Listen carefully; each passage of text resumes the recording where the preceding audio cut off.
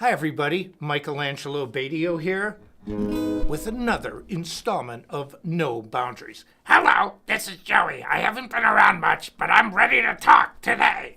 Yes, and I was talking with the people from Sawtooth, and we decided that I haven't done a lot of Q&As over the course of the 3 years, believe it or not, that I've been doing these live streams. I did one last week, and so we thought, let's continue it for one more time. Now, after this, I'm going to be in California starting July 15th for 2 weeks. So we're going to be doing a bunch of live streams, autographing guitars. It's going to be very, very different. And then I'll be on tour again with Manowar, and so a lot of stuff's going on. But I thought if you had any questions, this is a good time for me to answer them. I mean, I've had a lifelong career in music, and it's going better than ever. And I'm with companies that I really enjoy. I'm playing the Mini Jumbo Mahogany from Sawtooth. This acoustic guitar just sounds great. But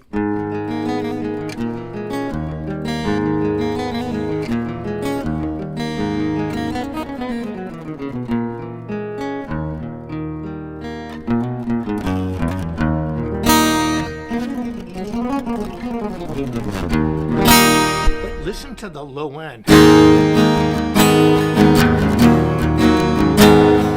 Intonation.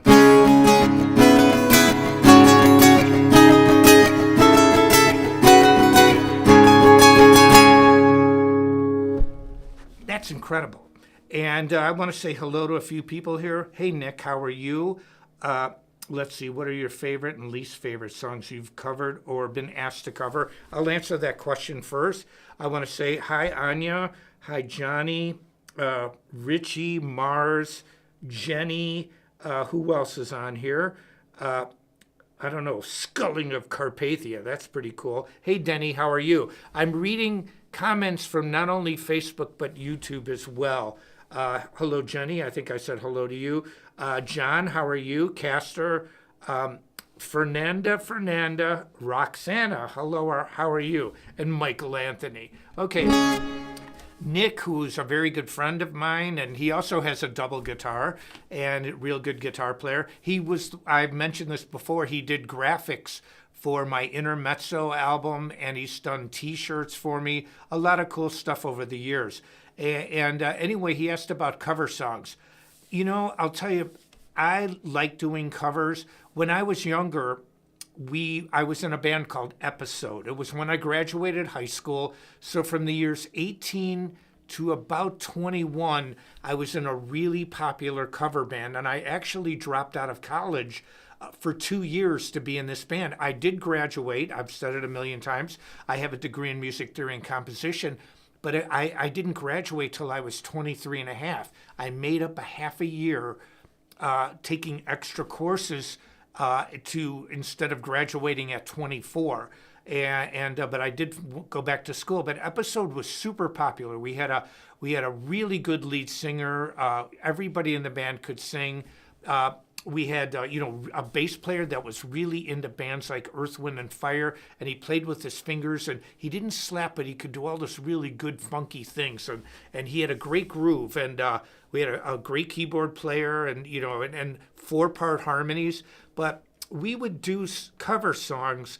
I've played so many cover songs in my life that it's very difficult to say, well, because there are some songs I never really cared to play. I mean, all the years that I was in cover bands, I never played this in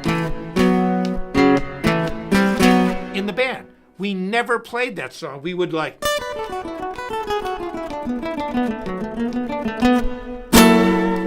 the Wounds Walls Woman, Strange Kind of Woman, or Highway Star, but we never played some of these obvious ones. I'll tell you a couple songs that didn't work that we played. Like we used to do Shining Star by Earth, Wind, and Fire,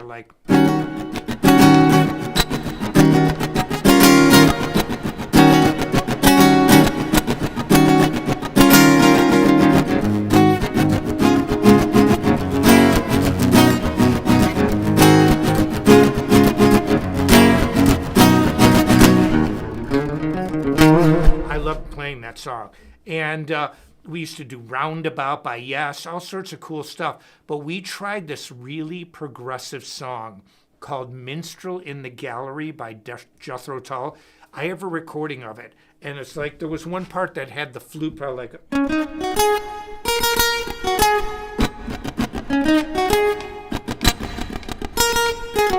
and that's not the right key, but I remember do do do do, and it do do do do do do do do do down down down do. It was basically playing, that really prog rock of the '70s. It didn't go over good live. We didn't really. Our singer Mark, who was really great, he's still a great singer. He didn't really like it. It's just one of those songs that didn't go over. I'll tell you one that I had to be sold on when I was in Nitro. Jim wanted to do.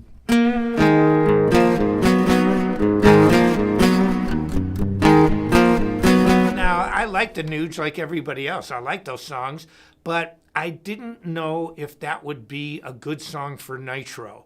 And Jim made it good. And so that was one I was kind of on the fence about, but the way he sang it and doing all the cool stuff, it worked out good, and it ended up being a video. So to answer your question in the way I always do, with a 10-minute dissertation, there's not many songs that I've covered that I don't like, because what I enjoy about cover songs is to watch the audience reaction.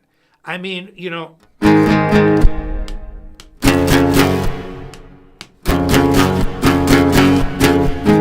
when you play that riff, immediately people do this. And what I learned is we got the same reaction. Now, I'm not equating Nitro with AC/DC, but when I would go,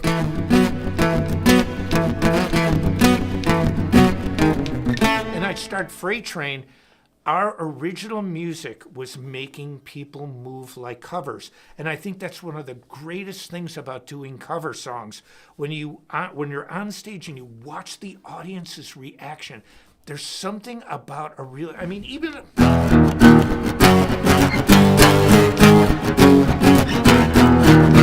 there's just a beat and a groove just to that simple riff, and it makes people want to move. And when your original music can do that, you're onto something. So let's see. Somebody asked me, could you, that's a great question, Nick. Could you make a no boundaries section by section DVD lick library style? Thank you. I did a Metal Method DVD instructional program, breaking no boundaries down into 27 parts. But, thank you about that song, because I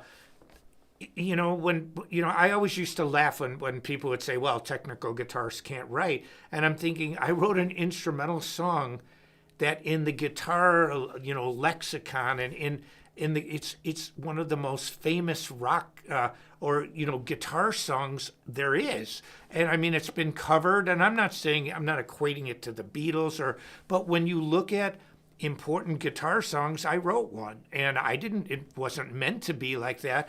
The people, you are the ones that decide. But anyway, if you go to Metal Method, I have my own URL, learn-to-shred.com. You can get it. I show no boundaries, and I break it down into 27 different parts. But thank you, because I'm really proud of that song. It was never even meant to be a song. It was an exercise in the style of what Bach did in his 2- and 3-part inventions, even though it's not.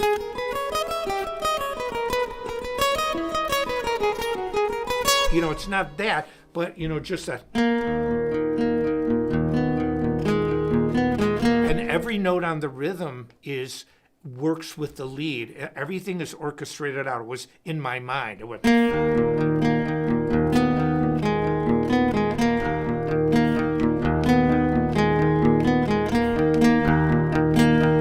And it's also, not only does No Boundaries have a lot of different techniques all over the place, it's also got all these different time signature changes. And one thing, and I've said this in live streams before and in clinics, a lot of times when I would do my solo shows, the opening act would say, hey, Michael, we can learn No Boundaries or one of your songs. So maybe for the encore, so after I play my double, they would leave their gear set up, And, because it was just me solo. So it was my show. And then I would bring the band up and we would play No Boundaries. And I heard this virtually every single time. They said, man, that song is way more complicated to play than it sounds. And that's the secret to it, that it's not supposed to sound complicated. It was just a piece of music. And like, I had parts in like where,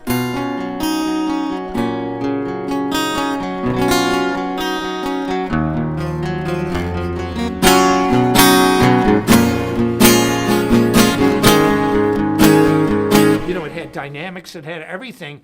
And I can only say, thanks to you, that it became known. It was never written to be played. It was written as an exercise to help you, to help guitar players. Hey, JD, how are you? Let's see who else is there. Helen, Johnny, Ed.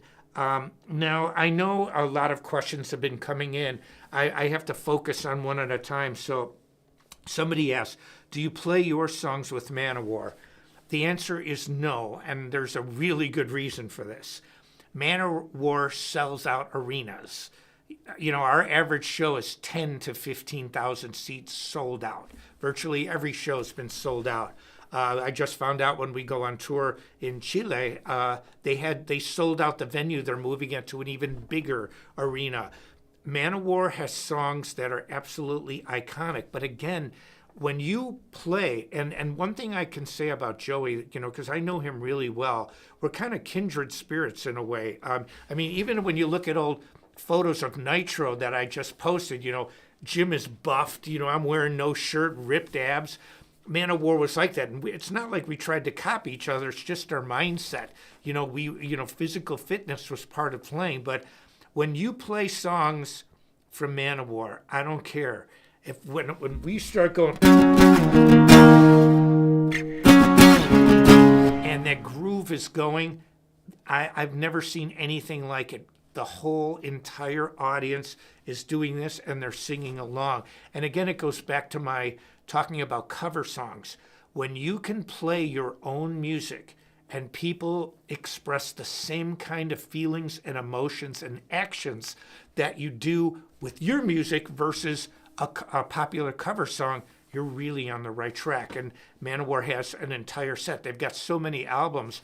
I'm learning a lot of their discography, and it's like, there's so many fantastic songs. It's impossible to put them all in one set. So, which is why I'm learning so many, because we're switching it up. But, again, my 10-minute diatribe about, to answer a question, that music is so powerful. Eric's such a great singer. Eric and Joey, those two guys are the original people in the band. And Joey's production and his vision and Eric's voice and his stage presence, the guy commands, just the way it all works. It just works, and I love playing the music. Okay, let's see.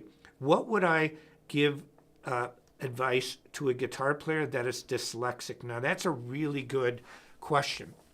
But let me tell you something. Now, I don't have dyslexia. I know what it is. I've read about it. But what I can tell you is this. There are quite a few famous people with dyslexia, and Tom Cruise is one of them. And what I've found is that sometimes when you have a disability and it makes you work that much harder. And I think, well, even for myself, I'm left-handed. So Robert here, the picking hand, was not good at all. I worked for over 2 years to get my picking hand so that it would be accurate and play, use alternate picking, because, tapping is very popular now and, all these different styles. Just to use a pick and do alternate picking is very it's aggressive. And it's physically demanding. It's like a violinist playing like this. And so it takes discipline. What I can say with someone with dyslexia is, you have to understand exactly what you see versus what other people see, reverse words and things, and you have to put that much more effort. But there are a lot of people out there that are super successful because they used what they had as what some people would see as a disability. They said, I'm going to make this happen. I'm going to do it. And Jim Gillette and I say it. Joey DeMaio says it. You just have to do it. I mean, there's no excuse. You either do it or you do not. It's like Yoda. When Luke tried to raise the ship in the Empire Strikes Back, and in the bog, and he's like, do do do do do do, and the ship's bubbling in the water, and falls back in the water, and then Luke goes up to Yoda. He goes, "Master, I tried," and Yoda goes, "That is why you failed. I live by that. Trying doesn't mean nothing. Do or do not. That's it. It's PMA or NMA. Positive mental attitude, negative mental attitude. So everyone in this world has something that they've got to struggle against. Everybody's problems are unique to them and as important to them as yours are to you. So my advice, my humble suggestion is you have to work harder. And understand that, do the research, go online and read, but you're in good company because there's a lot of famous people with dyslexia that have just really risen above. Okay, let's see. Now what? Can you please clarify the thing about your technique of noise control with left hand? Okay, that's and then understanding scale degrees. I didn't see that. Okay. What I call this is left hand, it's fretboard muting. See, one of the things that I learned very early on is if you don't overdo the distortion, that you can actually play and not mute all the strings.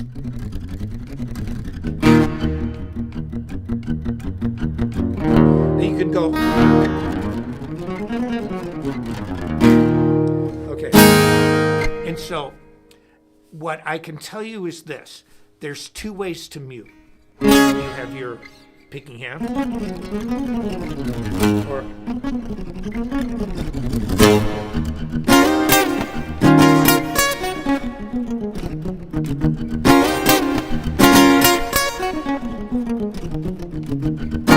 LD Miola.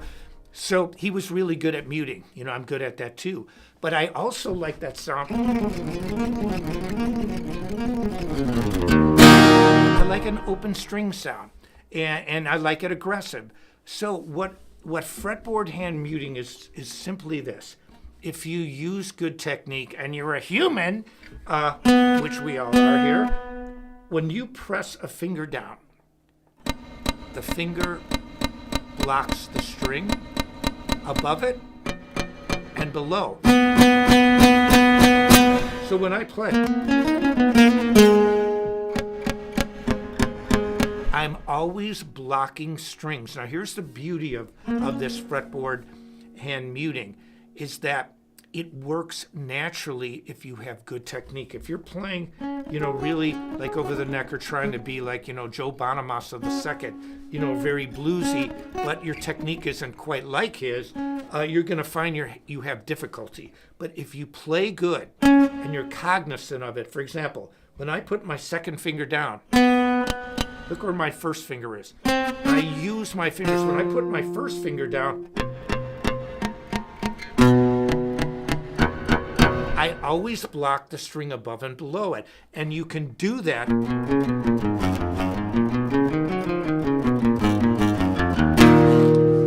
And when you can do that naturally. Let's see.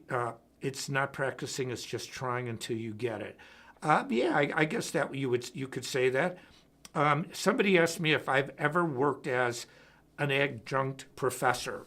Your teaching skills are amazing. Thank you. I've taught a lot of famous people. My instructional programs, Speed Kills, is known all over the world. I actually got an offer to move to China. It was right when my mom died too, and I'd been to China so many times. I was the first artist ever outside of being Chinese to play on their national communist Chinese television station for real. And one of the reasons was I played instrumental music, so there's not lyrics to offend anybody. And I didn't go there to criticize or preach. It's easy to come to the United States and say all the problems we have. Well, what about your country? What problems do you have where you live? And so I didn't go to China and be like this advocate of American ideals to a country that's way older than the United States. We're 250 years old. They're 5,000. What are we going to tell them? And so, but what I did learn, they gave me an offer. I could have moved to Beijing and been a teacher because the curriculum of Speed Kills and my song No Boundaries is out all over the planet.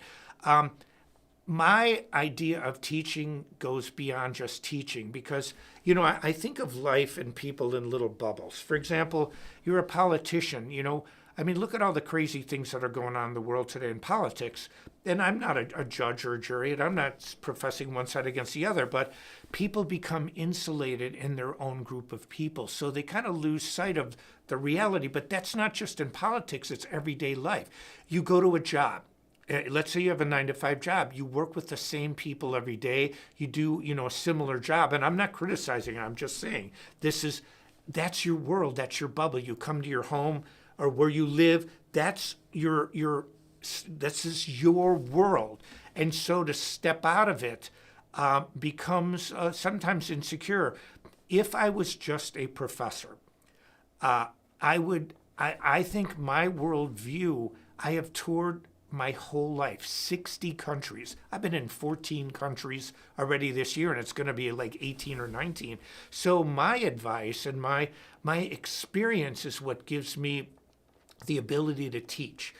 Because it's one thing to talk about it, I live it. And I'm older, and I still play at a super high level. I don't have aches and pains. You could tell already. I couldn't do all this stuff if I was hurting. And so what I talk about and what I practice and what I preach and what I teach is the same.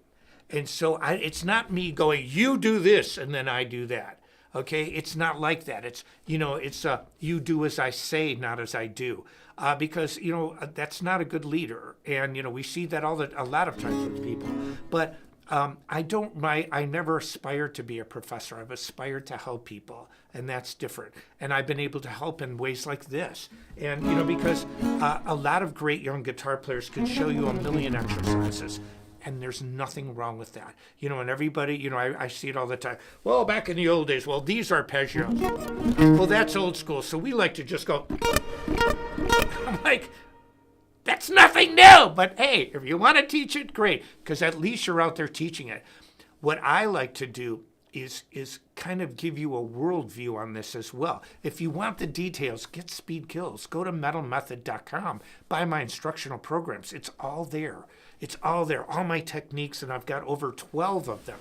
But I think a lot of things that help people are more in your head because, it's kind of that old saying, whether you believe you can or you can't, you're right either way. And I'm a firm believer of that. I am an absolutely firm believer of that. And just because I'm older, younger people should look at me and say, wow, when I'm older too, I can be able to play at a high level. How did he do this? Well, I tell you how I do it. And even when you look at a band like Manowar, I'm sorry, but but what I mean is that a person like Joey DeMaio, and obviously with the singer Eric, has been able to keep the band in an arena level for 40 years. Not many bands can do that. Iron Maiden, Kiss, it's in an elite league of bands. And I'm just grateful to be a part of it. And I see a lot of things that they do that I've incorporated into my own life, even though our lives were very different and the music we did was different, but the attitude and the way we approach things is similar. Okay, let's see. Somebody said regarding your picking style, does the motion come from your wrist or mostly from your elbow? Yes. Okay, what do I mean by that? It's both. See, I'm left-handed. And so when I played left-handed, it was different. I played like this. When I was younger, I was vertically challenged. My sister, who I love dearly, unfortunately, she passed away many years ago. My younger sister, who would have thought of that one? I never in my life would have ever thought it never occurred to me for 1 second in my life that my younger sister would pass away before me. It's just never even entered my head. And then she's gone. It was unreal. But the funny thing was, she's tall. Now, I'm about 100, well, I'm 6 feet tall. So I think that's like 181 to 183 centimeters for people who use the metric system. Well, my sister was very tall too. So my family on both sides were tall. And so my father was tall, my mother's side of the family, my grandfather was taller than I was on my mom's side. And so it was the German side that was super tall. The Italian side was tall, but not as tall as the German side. So anyway, I'm 12 years old. My sister's 10. I'm this tall. She's like this. And I don't know if you guys used to do this, but in the pantry in the kitchen, we used to put marks of like where we were growing. And here's me, 10, 11, 12. Here's my sister, 10, 8, 9, 10, 11. She's like this, and she would look at me like, Michael, you're never going to grow. And I told her, I go, shut up, Marcia. I'm your older brother. And so I'm this little kid. And I started playing guitar, but I was tiny. And in my middle school, we used to call it junior high back in the day. 8th grade, you were 12 and 13. You just turned 13. So in 8th grade. And so in my 8th grade graduating class, I have a photo, and I've never wanted to post it. The average student was there, and there was me for real. I was really tiny. I didn't think I was going to grow. And I didn't know. It wasn't like I was not proportioned. I was just not tall. And so what happened was when I played guitar, I kind of used to hold on for dear life. And this is how I'm going to answer this question because it's important. All of a sudden, here's my sister, 14. Here's me at 15. All of a sudden, 16. Hello, Marcia. And my voice is changing. Hello, Marcia. I'm trying to talk, and my voice is going like, hey, what's happening? I can't sing high. I used to do that. I can't do it now. It's like, my voice is changing. I outgrew my clothes. All of a sudden, 6 inch. I'm taller than my sister. I'm like, hello, Marcia. I'm your older brother. And then we used to get into the war. She wouldn't shut up. I found the perfect way to shut up. She would yell at me, and I'd be like, and my mom would go, shut up! Stop!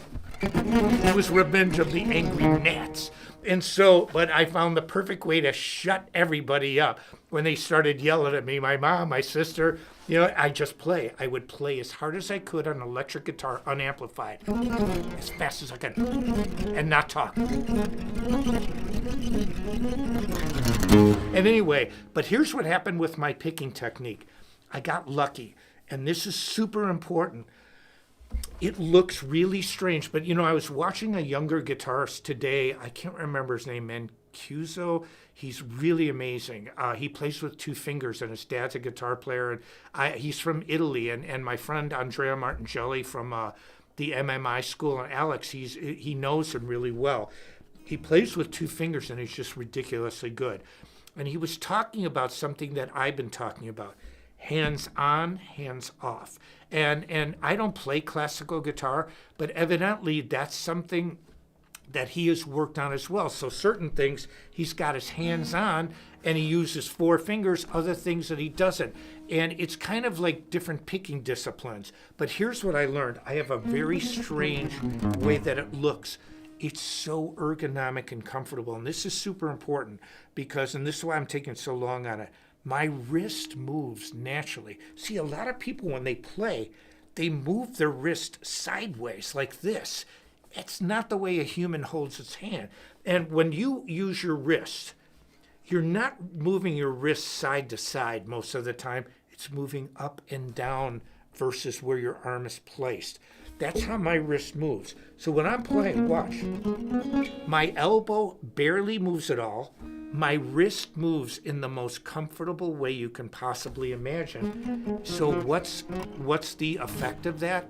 No hand injuries and super fast. Now, there are a lot of people that use a free-floating mechanism. I've seen it, but a lot of women. John Lennon did it. There's this girl, she goes to Berkeley. Her name is Alice. I don't know her last name, but she was originally from Russia. Really pretty. She smokes on guitar. It's like Yngwie II. And, taught by Joe Stump. But she has that free-floating mechanism, and it's really fast. And so that's a great way to do it, too.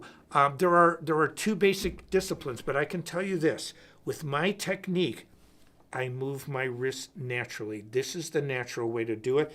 And my elbow hardly moves at all. And it's what's given me this crazy ability to play so fast and keep it going at all these years. Now, also, I do practice this. I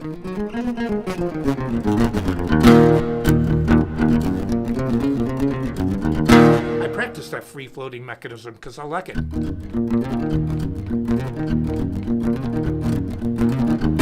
But I love my technique. And what I can tell you is this, too. It's a little...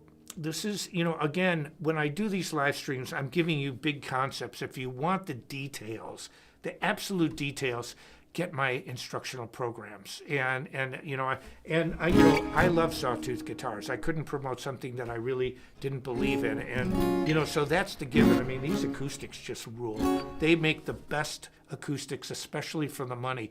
You'd have to spend thousands and thousands of dollars on a Martin or a high-end Takamine to even come close to the low end and the intonation of these guitars and the action. But I mean, just this. But as far as the concepts, if you have a problem and something's hurting you, remember, everything is connected from your shoulder all the way down. Your ring finger has actually two tendons that control this finger. One is on one side, one is on the other. So you can actually have one side feeling good and the other feel numb. That actually happened to me a long, long time ago, and I didn't know it was from working out. And I actually dislocated my wrist and played like that for a long time. I didn't know it was from working out, but part of it was the mindset, but part of it, my picking technique is so ergonomic and it's so easy to play like this because I don't move hardly anything. See, watch. See, my arm moves a little bit in the elbow, a little bit in the arm, and a little bit here. I take the pressure off, and I also don't use a lot of my shoulder. But what I was saying is if something hurts you, you got to make it stop hurting. And what you can do is little workarounds, like know your own body. It's a workout principle where, like, just shifting something, or I'll give you a perfect example. Keeping your arm too far out. I talked about this the other week. Just moving your arm in and raising your guitar higher. Look at it. And so what does it do? It takes the pressure off half of your arm. And then all of a sudden, and like when I hold my double guitar, like Rob Scallon tried, it's very difficult to raise my double and play it at the same time. But what I do is I make it comfortable. I keep my arms close to my body, and I use not just my arms, but I keep it close to my chest. And I raise everything so that I've got support. And this is all calculated and thought out. I don't do things just to do them. And it really has saved my career because of the amount of shows that I've done over the years. Okay, let's see. Matteo, that's the guy. Yeah, I always wonder how people come up with solos over chord patterns, as I know no music theory. Now, there is a good question. The way people come up with solos like that, Paul McCartney can't read music. And he goes...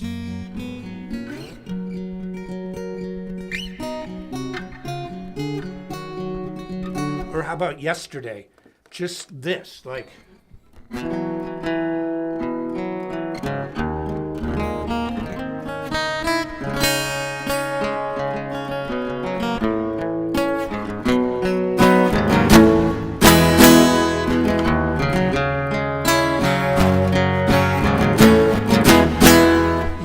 A lot of people don't know about yesterday is it is in phrases of 7 measures.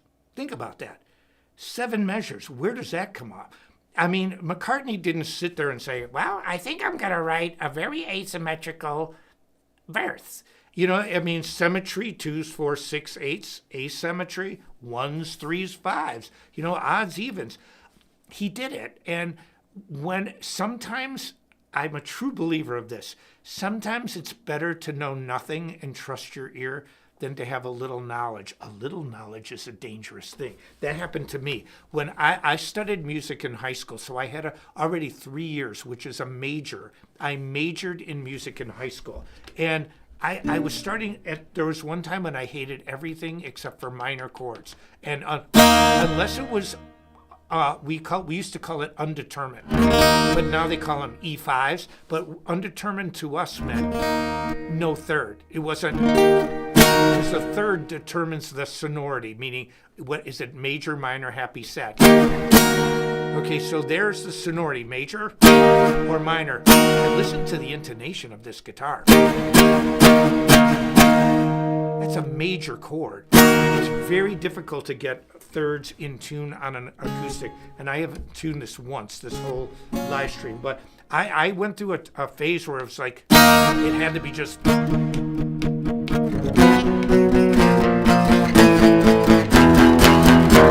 and then we would write songs. My friend Mark McNally, who came up with the main riff. We were just on vacation jamming together in Montana, but he came up with a great riff. It was like... And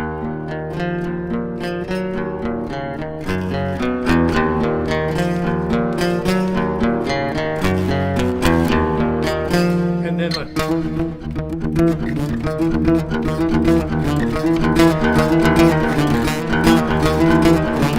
And it was called Absence. And then I would come up with...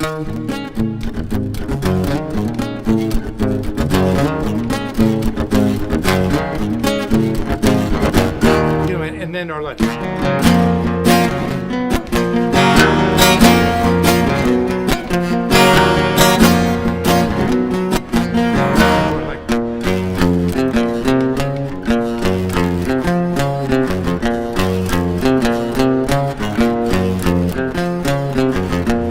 Counterpart, all this crazy stuff. Now, we understood basic theory, but after 3 years in high school, I was a kid. I was a teenager, not even 18, and it didn't click with me. And so I think that a lot of people, if I can offer one piece of suggestion, to know nothing about music is in many ways freedom. Like McCartney didn't know what rules he was breaking. He just created music that sounded good. And I mean, obviously it sounds way more than good. But I also learned something else. It's kind of that when we were kids and I was writing with Mark, and I always gravitated towards really progressive stuff. I just liked it. I liked weird time signatures. I mean, my song Hands Without Shadows.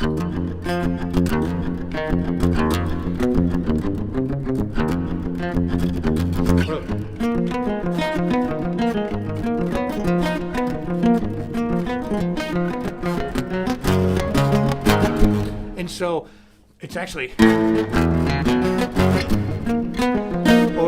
I've come up with so many, 15 solo albums worth of music, but here's what I can say.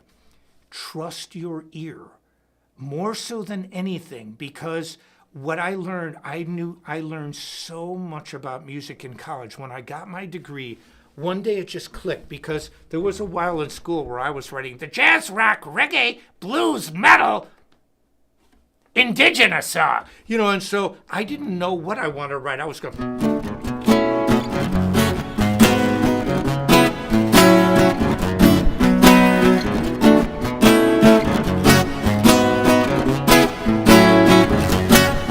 Then I wanted to go...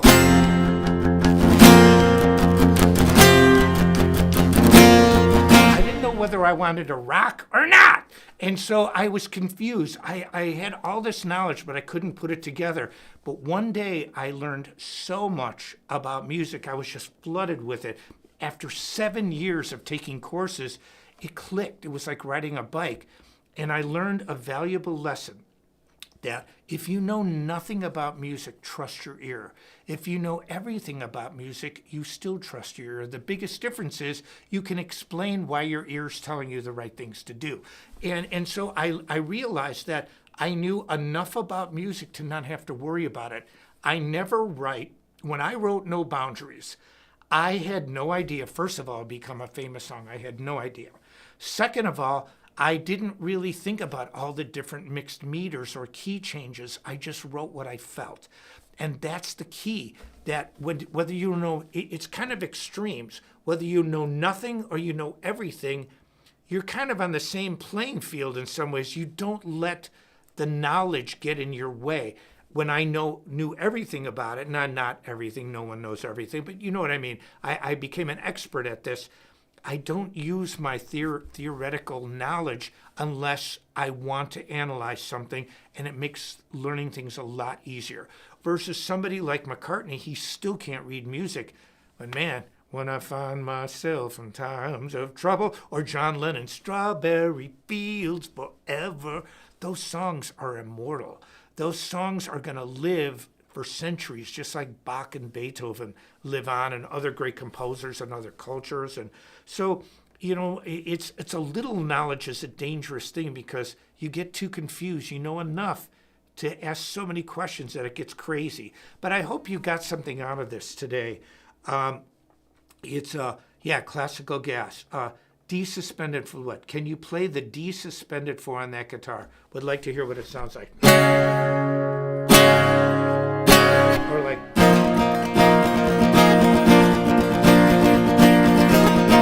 Peter Townsend wrote probably the best suspended for that. Pinball Wizard. Here's a D sus4. Sounds great to me. It's a D add 9. You never give me your money. Yeah, what a great song. Or, just even the last line, the love you take is equal to the love you make. It's pretty brilliant stuff. But all I can say is this, that, we all have it within us to do great things. It doesn't matter that I sit and talk for an hour or you listen to Speed Kills and learn those exercises. What I'm telling you is something that's from a lifetime of experience of playing at a high caliber. And it's different because I can look back and say, well, look when I was on tour this year, this is what happened. And I think that it's great. There's so much great guitar playing now of younger players. I think it's probably the best generation ever. And the one thing that you have to look forward to if you're younger is that you can keep your skills your whole life. I'm living proof of it. I live it, and I'm not going to retire anytime soon. And so I'm going to keep doing it, and that's why I love playing with Man-O-War. It's like, it's empowering music. It makes you feel strong and powerful, and that's the way the guys feel when they play it, and I know I feel that way. So anyway, I'm going to be in L.A., and I'm going to be doing a lot of impromptu live streams, kind of like what we did when Rob and I were in Montana. And Rob's a great friend too, probably my best friend. And I talk to Jim Gillette all the time. He's really a great motivator. I mean, he's a specialty. He's in an elite group of black belts. It's like it's a specialized thing where there's only 8,000 in the entire world. That might sound like a lot. There's billions of people, but his particular set of skills is so deadly. I mean, it's unbelievable. And he's won world championships in all these different weight classes. He's got self-discipline, and he's got the attitude, positive mental attitude. And he does what we do. If something's bothering you or something's not working, you have it within you to just do the modification yourself. And that's where get my instructional programs and then just listen to what I've had to say, because the way I say it is how I approach when I teach these lessons. Anyway, on behalf of Sawtooth